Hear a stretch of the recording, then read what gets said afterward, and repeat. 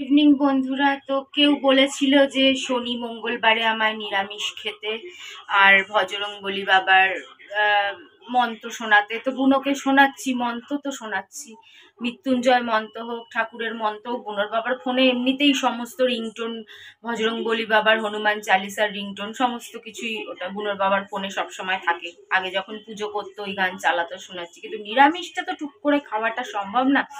তোমরা তো জানো, বছরের পর বছর আমার ঠাকুমা, পিসি নিরামিষ খেয়ে গেছে শনিবারে। কিন্তু অ্যাকচুয়ালি কি হয়েছে? অ্যাকচুয়ালি কিছুই হয়নি, যা কপালে লেখা তাই হয়েছে। আমার সেজ পিসির বয়ফ্রেন্ড অ্যাক্সিডেন্টে মারা গিয়ে সেজ পিসির বিয়ে হলো না। ছোট পিসির বাচ্চাটা মারা গিয়ে আর বাচ্চা হলো না। আমার বাবার ঘর ভেঙে গেল, মায়ের সংসার, বাবা মায়ের সংসার ভেঙে গেল। আমার কাকা অল্প বয়সে 30ও পার করতে পারলো না, সুসাইড করে মারা গেলেন। এইসবই তো হয়েছে। কিন্তু আমার ঠাকুমা তো কোনো নিষ্ঠা করতে কোনো ত্রুটি রাখেনি। কেন, আমি ঠাকুমাকে দেখতাম ভোরবেলা উঠে চান করে, শীতকাল হোক, গরমকাল হোক, বর্ষাকাল হোক, সকালবেলা ঠান্ডা জলে চান করে, বাসি কাপড় ছেড়ে সমস্ত কিছু নিষ্ঠা ভরে সমস্ত কিছু করতো, যেগুলো আর কি নিয়ম কানুন, যার নও আমার মধ্যে নেই। তা আমি এটাও দেখেছি যে যারা নিয়ম কানুন মানে না, উচ্ছৃঙ্খল জীবন, তারাও লাইফটাকে কি এনজয় করে গেছে, তাদের লাইফে কষ্ট খুব কম। আবার এরকমও দেখেছি যারা নিয়ম কানুন মারাত্মক লেভেলের মেনেছে, মারাত্মক লেভেলে, তারাও অনেক কষ্ট করে। দেখো, এগুলো সব ভ্যারি করে, সব পরিস্থিতির উপর ভ্যারি করে, টাইমের উপর ভ্যারি করে, কপালের উপর ভ্যারি করে, হাতের লিখন সমস্ত কিছুর উপর ভ্যারি করে। কপালে যেটা লেখা আছে সেটা হবেই হবে। একজন কমেন্ট করেছিল কারো একটা ক্যান্সার কিছু একটা হয়েছিল, সেটা ডাক্তার বলেছিল যে বাঁচবে না বা কিছু, কিন্তু এইসব করে সে বেঁচে গেছে। দেখো, হতেই পারে। তোমার বিশ্বাসকে আমি ছোট করছি না, বা তোমাকেও ছোট করছি না। একদম ভেবো না যে আমি কারো বিশ্বাসকে আঘাত করছি। ঠিক আছে, হতেই পারে। এটা কিছু একটা হয়েছিল, কিছু একটা তার কপালে লেখা ছিল, যে যাকে বলে না, রাখে হরি মারে কে। ডাক্তার অনেক সময় জবাব দিয়ে দেয়, অনেক, শিবমকেও তো জবাব দিয়ে দিয়েছিল। ছোটবেলায় যখন শিবমকে নিয়ে আমি হসপিটালে ভর্তি হয়েছিলাম, প্রায় 10 না 12 দিন ছিলাম, আমার সারা গায়ে গোটা উঠে গেছিল। সেই গল্পটা আরেকবার করেছি অনেকবার, আবার করব, না হলে দরকার পড়লে আবার করব।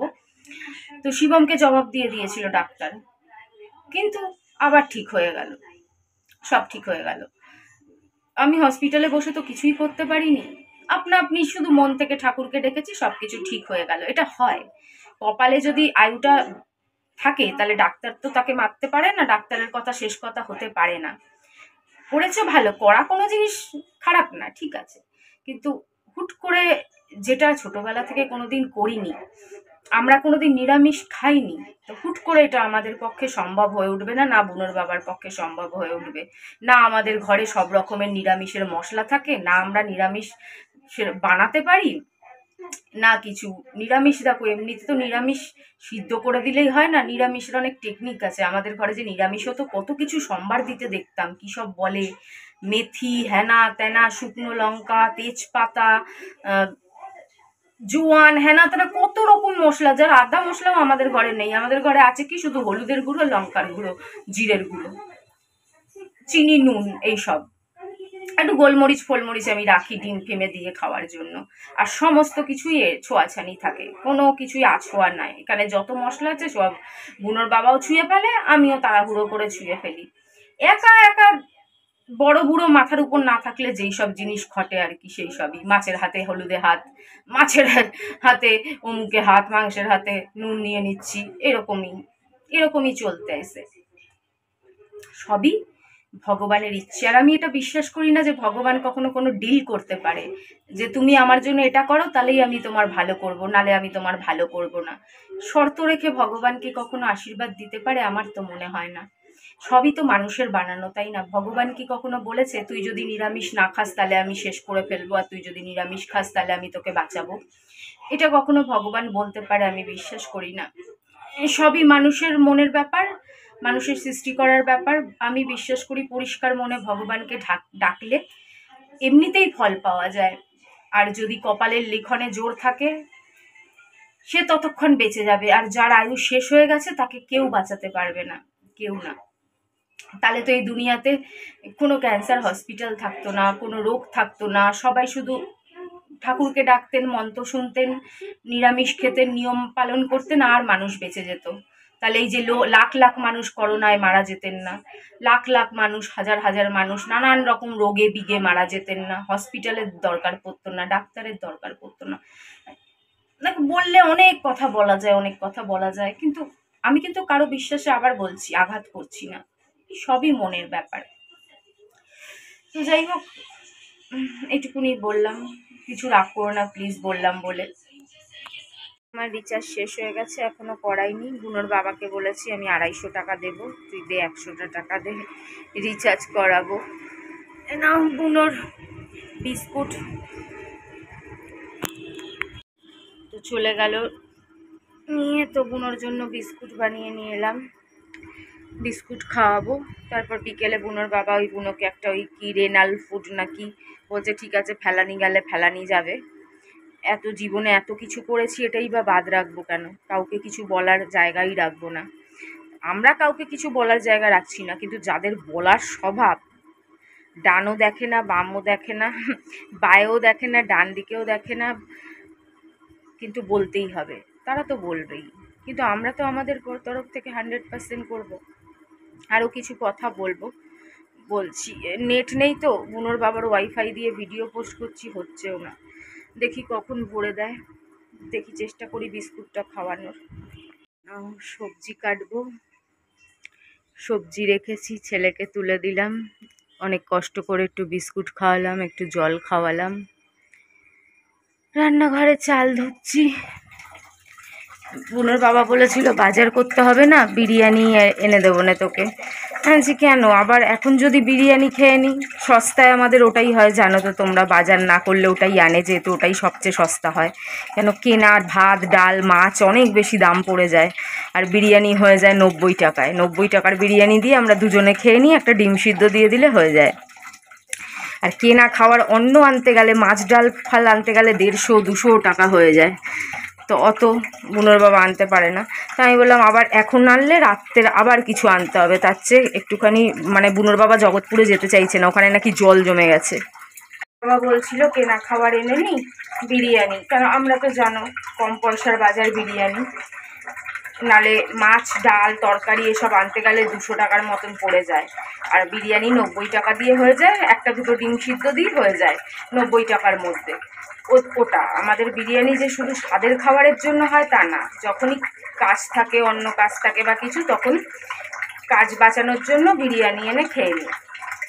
তাই বললাম এই বেলা আনবি তাহলে তো আবার রাত্রিবেলা থেকে যাবে, তো দুবেলা কি করে কি হবে, যাচ্ছে। আর জগৎপুরে নাকি মারাত্মক জল জমে গেছে, উনি আসতে দেরি করছিলেন, যিনি ল্যাবরেটরি থেকে এসছে, তো উনি আসতে দেরি করছিলেন, জল জমে গেছে চারিদিকে। তো বুনোর বাবা বলছিল জগৎপুরে বাজারে যাব না, আর এখানে তো মাংস ডিম পাওয়া যায়, তো ডিম তো কালকে খেয়েছি, তাহলে মাংসই নিয়ে তাহলে বুনো একটু খেতে পারবে। বুনোর জন্য দুটো সিদ্ধ দিয়ে দেবো, ওর জন্য বুনোর বাসন বার করেছি, আর একটু মাংস নিয়ে পাতলা করে ঝোল করে রাখি, হয়ে যাবে, ঝামেলা যাবে। এইসব করলে কি চিৎকার চেঁচামেচি হুল্লোড় করতো, আর আজকে শুয়ে রইল নিস্তেজভাবে, কোনো কিছু বলল না, বললো দূর ব্যাং, তোরা যা পারিস কর, যা নিয়ে যাওয়ার নিয়ে যা, আমি কিচ্ছু বলবো না, আমার আর গায়ে জোর নেই, আমি কিচ্ছু বলবো না। কিচ্ছু বললো না, আমি অবাক হয়ে গেলাম। আবার শুনছে, দেখো কিছু বললে না ওর নামে, বোঝে যে ওর নামেই বলছি, দেখে আবার। বৃষ্টিতেও পেট তো মানে না, পেট তো খিদে পায়, দেখো না এই বৃষ্টিতেও এসে বসে আছে, আরও খাবার দিলে সব ওখান থেকে চলে আসবে। বৃষ্টির মধ্যে ভিজছে, দেখো বৃষ্টি পড়ছে এত, বৃষ্টিতেও ভিজে ভিজে বসে আছে। তো ওদের জন্য ফ্রিজে আমার খাওয়ার 1 বাটি দই ভাত রাখা আছে, ফ্রিজ চালিয়েই রেখেছিলাম।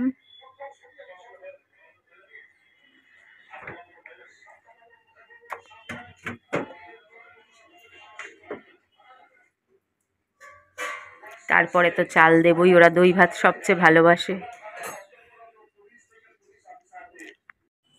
পটল ছিল, আলু ছিল, কিন্তু কোনো ভাজাভুজি করিনি, কিছু ভালো লাগে না। বাজারে জল, তাই এখান থেকে শুধু একটু মাংস নিয়ে আসতে বললাম, যাতে আর কেনা খাবারের পয়সা না খরচা হয়।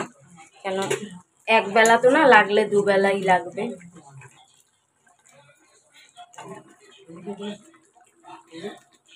পাতলা পাতলা আলু দিয়ে ঝোল করে রেখেছি, এই দিয়ে আজকে আবার কালকের এক বেলাও চালিয়ে নেব। আর বুনোরটা সিদ্ধ মাংস হয়ে গেছে, ওর জন্যই মাংস আনতে বলা, যে বুনোরটাও হয়ে যাবে আমাদেরটাও হয়ে যাবে। বুনো খাবে কিনা জানি না, কিন্তু চেষ্টা তো করতে হবে। বুনোর দুটো দই, আমুল দই খাওয়াই। আজকে বুনোর বাবা মাংস দান করেছে, ডগিদেরকে মাংস দান করেছে। কি করবে বলো, সবাইকে মিলেমিশেই করতে হবে, নালে ওগুলো বাঁচবে কি করে। অনেক অনেক পয়সা যাদের কাছে আছে তারা হয়তো করেনও না, আবার যারা অনেক গরিব তারাই কত করেন। বেচারা গরিবদেরই মায়া বেশি, বলে না, বড় লোকদের তো মায়া নেই। বড় লোকদের শুধু নিজের বাচ্চার প্রতি মায়া, আর কারো প্রতি দুনিয়া ভাড়ে যাক। আর আমাদের গরিব মানুষদের যত জ্বালা। তো বুনোর বাবা আজকে 400 450 মতন চিকেনের দাম এখন কম আছে মনে হয়, 400 450 চিকেন কিনে দিয়ে দিয়েছে। খাক সবাই মিলে। আগে তো ওই পাড়াতে জানোই তো তোমরা, সবই তো দেখেছো যারা একদম পুরনো তারা।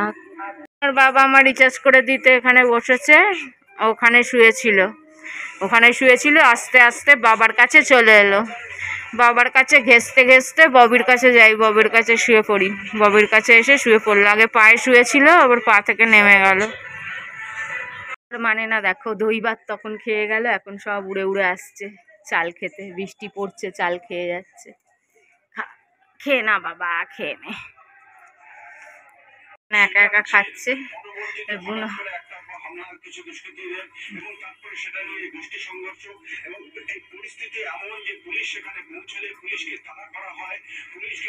তোমারও মেটি মাংস আছে, বিকালে খাবা, এখন না। শুয়ে শুয়ে কান্না করছে বুঝলে, তারপরে এক বাটি জল খেয়ে নিল। আসলাম, এক বাটি জল খেয়ে নিলাম। ওর বাবাকে বলছি একটু মহামৃত্যুঞ্জয় মন্ত্র চালিয়ে দে, এই যে ফোনে চালাচ্ছে। একটু ঘুমিয়ে ঘুমিয়ে ছেলে শুনবে, একটু ভালো লাগবে, ওর মন ভালো লাগবে।